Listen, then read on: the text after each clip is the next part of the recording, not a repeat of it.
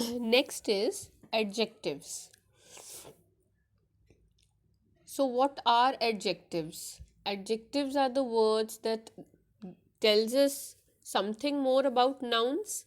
They tell us the quality of a noun, right? I say he is a boy. He is a tall boy. Tall is the adjective here. So we have different types of adjectives. Let's revise. Adjectives of quality, quantity, proper adjectives, demonstrative adjectives, possessive adjectives, interrogative and distributive adjectives. See, now what are adjectives of quality? Adjectives of quality gives us the description of a particular thing. They answer the questions like what kind of. The example given in your book, let's see. The brave lady saved the people in time. So the here the word brave is describing the quality of the lady. So it's an adjective of quality.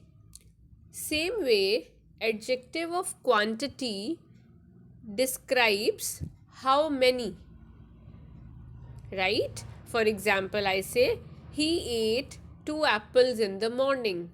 How much or how many? 2. Give me some milk. Some is again adjective of quantity. Coming to proper adjective. Proper adjectives are formed from proper nouns, right? For example, Mohan is fond of Chinese cuisine. Now, this Chinese word is formed from a noun China. It's a proper adjective. Coming to demonstrative adjectives.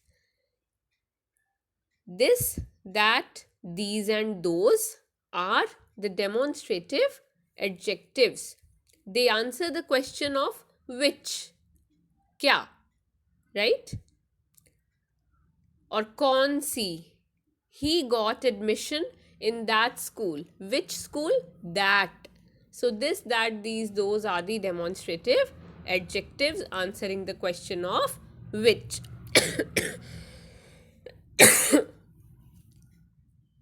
Possessive adjectives, again, they give a sense of belonging to a particular person or a thing. My, his, its, hers, yours, theirs.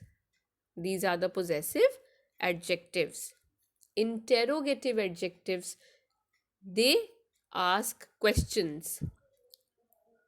What, whose, why, where, which, how, when are the interrogative adjectives.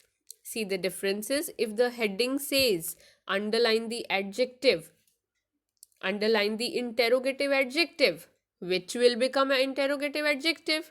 If the heading says underline the interrogative pronoun, which is your pronoun in the particular sentence. Okay. Coming to distributive adjectives. In a group, referring to each and every member. The words which help you in referring to each and every person in a group are distributive adjectives. Each, every, each girl carried a flower. So there were so many, there was a group of girls. Each girl carried a flower. There is a proper distribution. With the help of the word every, we have properly distributed our idea, right? That एक group में हर एक लड़की के पास flower था. So that is distributive adjective. See, we have a related exercise. You have to tell the adjectives. Coming to verbs.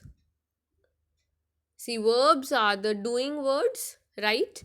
So here we are going to discuss.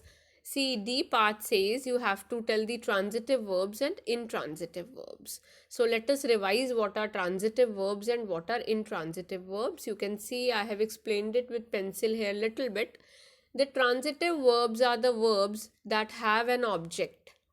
For example, I say Jane sings a song. Now here, first of all, let us find out the verb. What is the doing word here?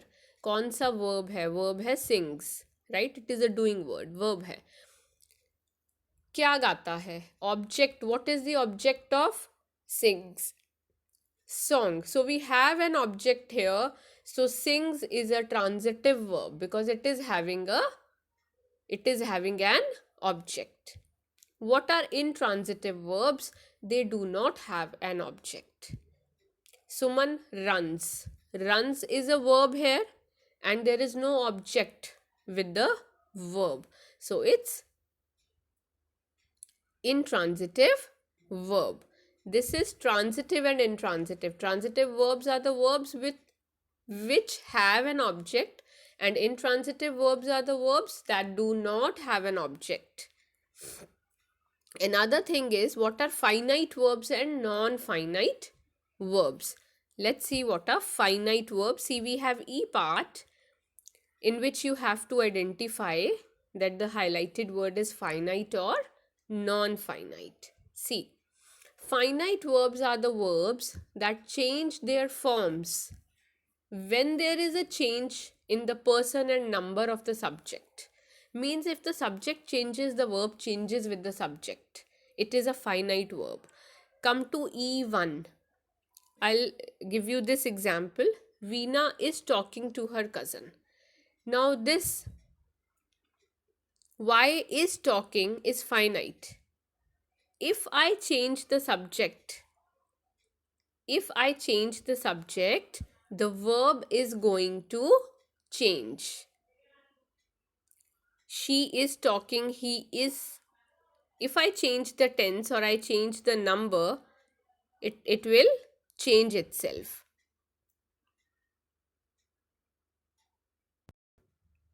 See, instead of Veena, I write they. I am changing the subject. Is talking will change into they are talking, right? So is talking is going to change with the change in the subject. यह बदल जाएगा. That is why it is finite. What are non-finite verbs? Non-finite verbs do not change their forms with the change in the subject or person or number. They do not change. Non-finite. Come to the second E2. Let's take the example. The students were asked to maintain silence. Now to maintain. If I change the subject, the students, I make the child was asked. To maintain will remain to maintain. It will not change, right? With the subject or with the number. So it's a non-finite verb. So this is your recapitulation for transitive and intransitive verbs and finite and non-finite verbs. D and E exercises are related to these. Coming up to adverbs. So different types of adverbs. What are adverbs? They tell us something more about verbs. We have adverbs of manner, which tells you the answer of how. Reena talks politely. How? Politely. Adverbs of place. They tells us where the action takes place. Adverbs of time. Adverbs of frequency. Frequency tells you how often, कितनी बार एक चीज हो रही है. I go to temple daily. So daily is the frequency. Adverbs of degree. Degree tells you to what extent. The lake was completely frozen. What was the degree of the lake? Like lake was frozen. What was the degree? Completely frozen. Completely was the degree. Interrogative adverbs, they ask questions with same question words. What, why, where, when. So here in F part, you have to find out the adverb and write down the kind of adverb. Coming to prepositions. A preposition tells a relationship between a noun and a pronoun or other words in a sentence. For example, the book is on the table. Book and table, the relationship between book and table is defined by the word on. So, on is the preposition. We have prepositions of place, time, and movement plus direction, right? I hope you remember prepositions of place, time, and prepositions of movement.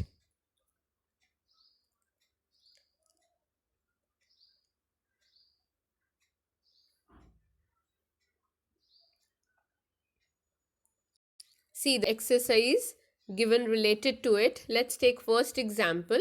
Tarun was educated dash Kolkata, in Kolkata, at Kolkata. In Kolkata is the correct answer.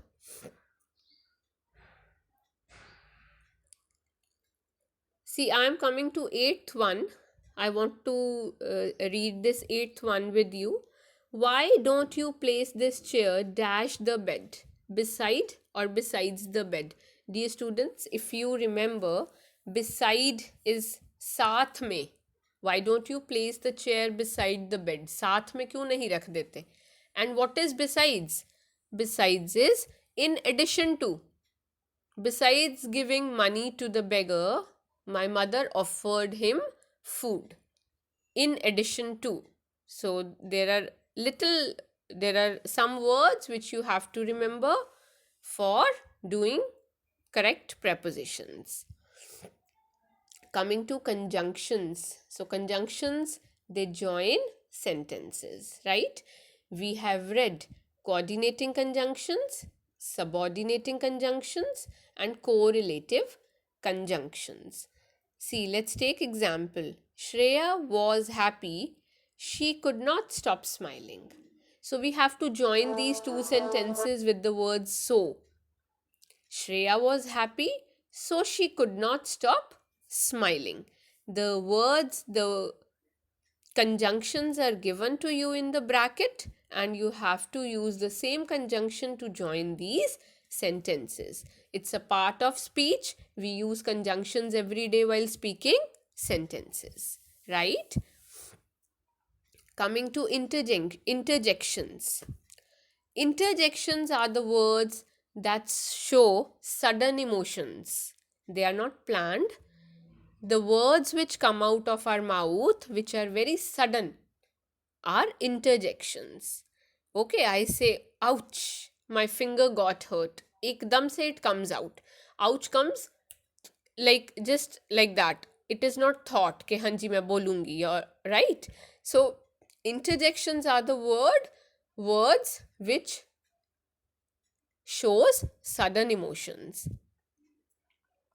So these are your parts of speech which we have revised. The first chapter, Parts of Speech, is a recapitulation of grade 7, the main topics of grade 7 which you did earlier in your previous class are all these main topics covered in the first chapter of your grammar.